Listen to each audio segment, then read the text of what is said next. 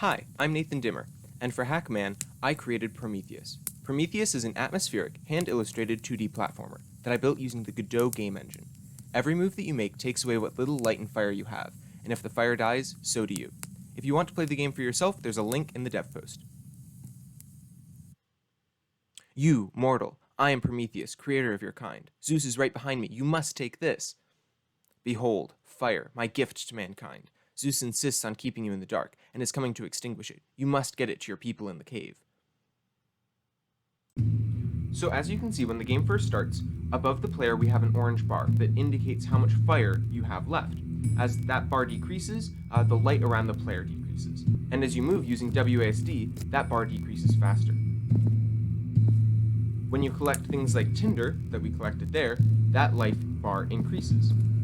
Now you can see glowing in the darkness, those are some logs. These logs act as a checkpoint. When we walk over these logs, the fire increases to full strength and will respawn back there.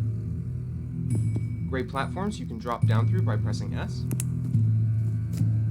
And wolves, which are the main enemy in the game, pace around in their area that they're confined to, and they have glowing red eyes, which means you can see them in the distance. You can fight back against the wolves by pressing space, which will use your fire to burn them, but it will also decrease the lifespan of your fire. Here, you can see that I'm going down, but there is another path upward. Throughout the entire game, there are always multiple routes to get around an obstacle. One of my favorite parts of making Prometheus was doing all the art, which was all hand-drawn on paper, then scanned in using my phone and edited in Photoshop. Zeus is almost upon us. I must leave you now. Look out for his rain and winds. They mustn't be allowed to quench the flame. Here's a perfect example of how there are multiple paths. If I first go up, but I die to the wolf, I respawn down at the fire, and now I can take the lower path and avoid the wolf altogether.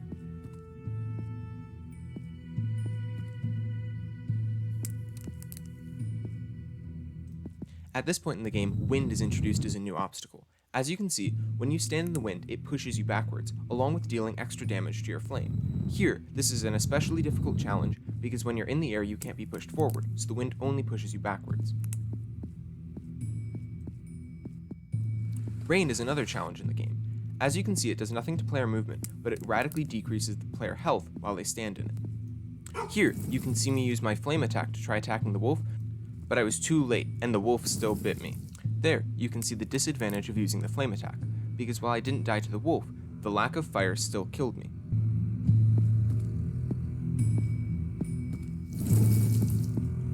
In my opinion, this is the most difficult part of the game, because all of the obstacles are packed into this tight space. The player needs to be able to react to all of them while not using up all of their fire against the wolves. Here you can see I just barely survived, but now need to face the rain showers, which can deal tons of damage to my flame. But with that final obstacle complete, we make it to the cave and we deliver the fire to our people, thus ending the game.